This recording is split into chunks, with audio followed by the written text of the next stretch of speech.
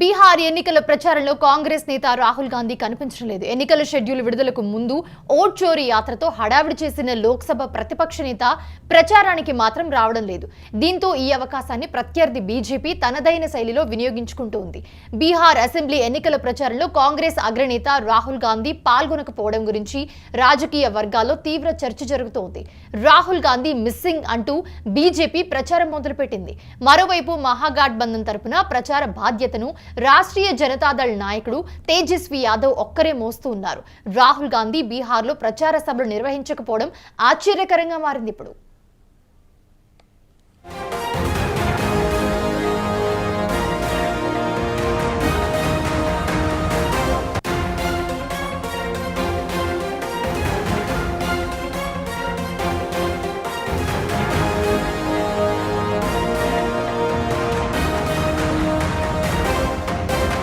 బీహార్ ఎన్నికల్లో గెలవడం కాంగ్రెస్ పార్టీకి జాతీయ స్థాయిలో చాలా కీలకం. బీహార్లో మహా గఠబంధన్ కి పరిస్థితి ఉందని చెప్పి ప్రచారం జరుగుతున్న సమయంలో ఆయన సైలెంట్ అయిపోయారు.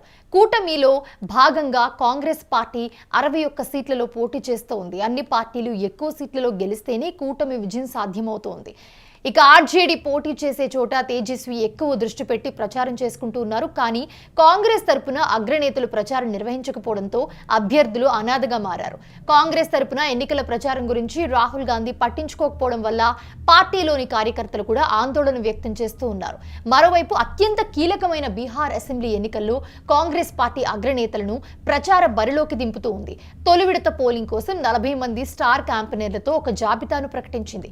ఇందులో రాహుల్ గాంధీతో పాటు సోనియా గాంధీ, మల్లికార్జున ఖర్గే, అశోక్ గెహ్లాట్ వంటి ప్రముఖులు నేతలందరూ కూడా దీంట్లో ఉండడం జరిగింది.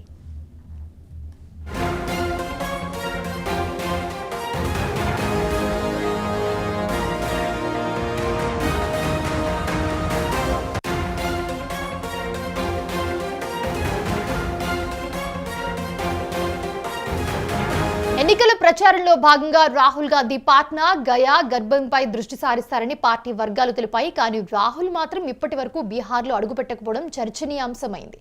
అయితే ప్రస్తుతం బీహార్ ఎన్నికలను లైట్ తీసుకుంటున్నారన్న ప్రచారం కూడా జరుగుతోంది. రాహుల్ గాంధీకి సంబంధించి పోలింగ్ సమీపిస్తున్నా కూడా ప్రచారానికి దూరంగా ఉండటం, ప్రచార ఘట్టాన్ని ఒక్కడిగా మోస్తున్న తేజస్వి యాదవ్ని చూసి అందరూ కూడా ఈ కామెంట్స్ చేస్తూ ఉన్నారు. బీజేపీ ప్రత్యక్ష దాడి చేస్తోంది. అయితే రాహుల్ గాంధీ మిస్సింగ్ అంటూ బీజేపీ ప్రస్తుతం ప్రచారం సాగిస్తోంది.